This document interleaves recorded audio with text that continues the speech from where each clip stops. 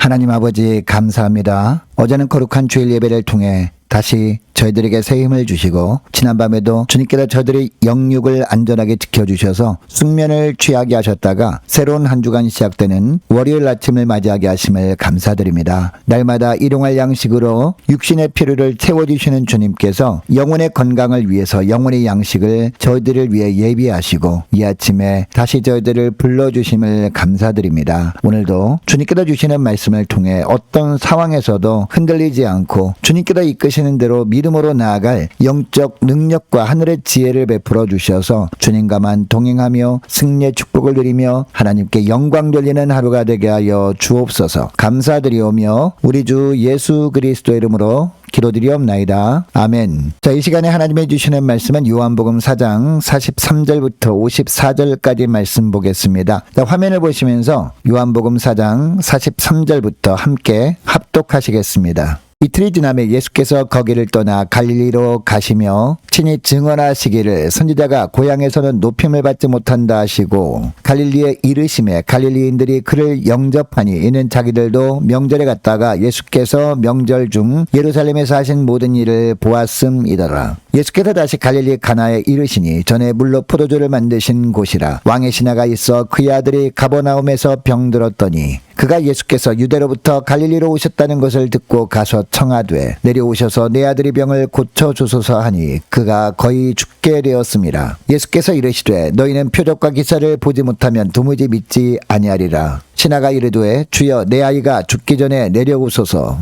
예수께서 이르시되 가라 내 아들이 살아있다 하시니 그 사람이 예수께서 하신 말씀을 믿고 가더니 내려가는 길에서 그 종들이 오다가 만나서 아이가 살아있다 하거늘 그 낫기 시작한 때를 물은즉 어제 7시에 열기가 떨어졌나이다 하는지라. 그의 아버지가 예수께서 내 아들이 살아있다 말씀하신 그때인 줄 알고 자기와 그 온 집안이 다 믿으니라. 이것은 예수께서 유대에서 갈릴리로 오신 후에 행하신 두 번째 표적이니라. 아멘. 여러분, 살다 보면 정말 다급한 문제를 만났는데 도움을 요청할 사람도 없고 방법이 없을 때 어떻게 합니까? 예수 믿는 사람이라면 절박한 마음으로 하나님 앞에 달려가 엎드려 기적을 보여주시면 더 믿음으로 살겠다고 합니다. 여러분, 극심한 고난을 만났을 때 누구나 이렇게 반응합니다. 자, 오늘 본문에 보면 기적을 보고서야 믿으려는 사람들과 말씀 하나 붙들고 돌아서는 한 사람, 두 종류의 사람이 나옵니다. 주님은 이 두 모습을 통해서 오늘 우리에게 주님이 원하시는 참 믿음으로 살기 위해서 우리에게 필요한 것이 무엇인지 말씀하십니다. 첫째로 말씀보다 기적을 원하는 믿음에서 벗어나야 한다는 겁니다. 오늘 본문에 보면 명절에 예루살렘에서 예수님이 행하신 기적들을 직접 눈으로 본 갈릴리 사람들이 예수님을 영접합니다. 기적을 일으키셨던 그 예수님이 자기의 고향에 오니까 환영하면서 반갑게 맞이한 겁니다. 그런데 예수님이 갈릴리에 오신 목적이 무엇이었습니까? 사람들에게 인기나 얻으려고 오신 것이 아니었습니다. 하나님 나라의 말씀을 전하러 오셨던 겁니다. 갈릴리 사람들도 그 말씀을 통해 하나님의 뜻을 깨닫고 그 뜻대로 살게 하려고 오셨던 겁니다. 그런데 갈릴리 사람들은 어떻게 합니까? 예수님이 전하는 말씀에는 귀를 닫고 기적에만 관심을 보입니다. 예수님이 자기들에게도 기적을 베풀어 주실 것을 기대하면서 예수님을 환영했던 겁니다. 자, 오늘 본문에 나오는 왕의 신하도 마찬가지였습니다. 48절을 보면요, 예수님이 그 왕의 신하에게 아주 중요한 말씀을 하십니다. 너희는 표적과 기사를 보지 못하면 도무지 믿지 아니하리라 라고 책망하십니다. 여러분, 왜 이렇게 하신 걸까요? 그가 예수님을 찾아오기는 했지만 예수님이 누구신지를 알고 온 것이 아니라 예수님께서 죽어가는 자기 아들에게 신비한 기적을 일으키셔서 아들을 살려줄 것을 기대하고 찾아온 것이었습니다. 그러니까 지금 당장 닥친 현실 문제를 해결해 줄 분으로 알고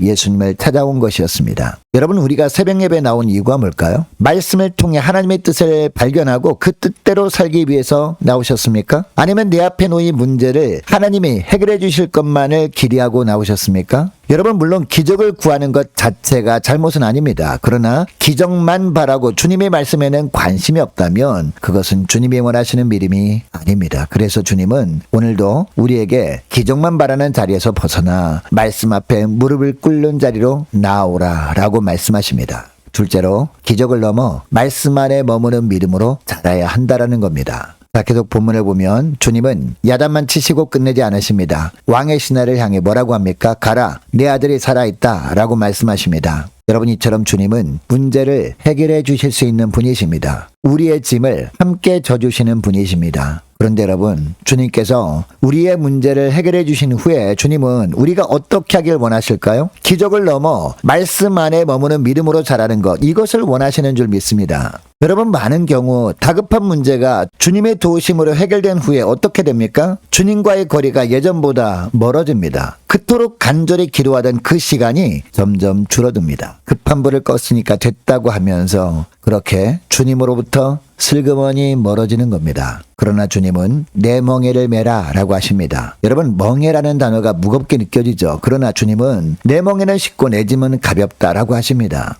여러분, 왜 주님께서 이렇게 말씀하실까요?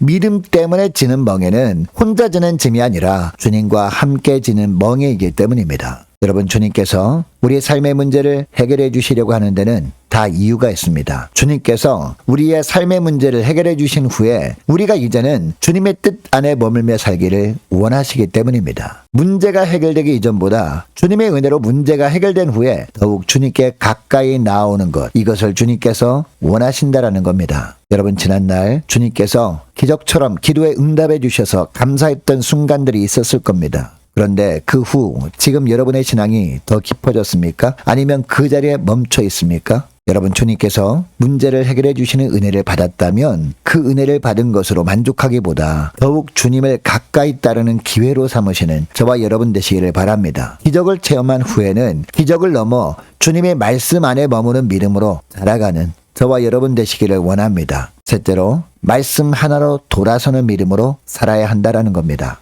자, 계속 본문에 나오는 왕의 신하를 생각해 보기를 원합니다. 여러분, 처음 왕의 신하가 예수님께 왔을 때는요, 이 사람이 어떤 생각을 했을까요? 예수님이 직접 아들에게 와서 예수님의 손을 얹어야 낫는다라고 생각을 했습니다. 그러니까 자기 눈에 보이는 무언가가 있어야 믿으려고 했던 사람이었다는 겁니다. 그런데 예수님께서 그에게 가라, 내 아들이 살아있다라고 하십니다. 여러분, 이에 50절에 보니까 그 사람이 예수께서 하신 말씀을 믿고 가더니라고 합니다. 여러분, 왕의 신하는 아직 자기 아들 얼굴을 보기도 전이었습니다. 아들이 살아있다는 의사의 진단을 받은 것도 아니었습니다. 눈에 보이는 증거도 아무것도 없었습니다. 오직 예수님의 말씀 하나뿐이었습니다. 그런데 왕의 신하는 그 말씀 하나 붙들고 예수님께로 돌아선 겁니다. 놀라운 것은 이 왕의 신하가 가는 길에 이 사람이 아들 곁에 있던 종들이 달려와서 아들이 살아있다 라고 말을 하는 것이었습니다. 그리고 아들이 언제 낳았느냐라고 물어보니까 바로 예수님이 아들이 살아있다 라고 말씀하셨던 그 시각이었습니다. 이를 통해 왕의 신하의 온 집안이 예수님을 믿게 됩니다.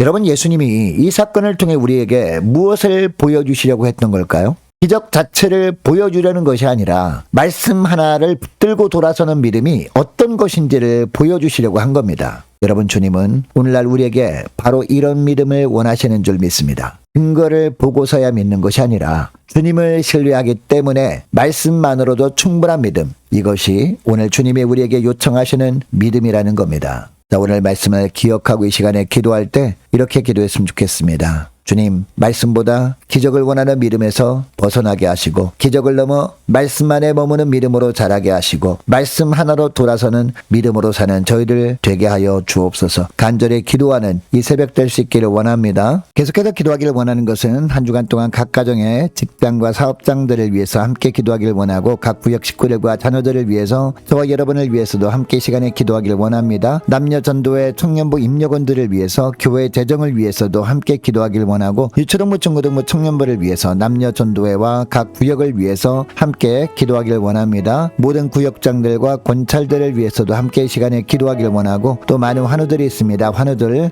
위해서 기도해 주시기 바랍니다. 취업을 앞둔 청년들을 위해서 선교사님들 가정들과 나라와 민족을 지켜 주옵소서. 함께 기도하기를 원하고 우리 교회 앞날을 위해서 저와 여러분이 가지고 나온 기도 제목을 놓고 이 시간에 함께 기도하기를 원합니다. 기도하겠습니다.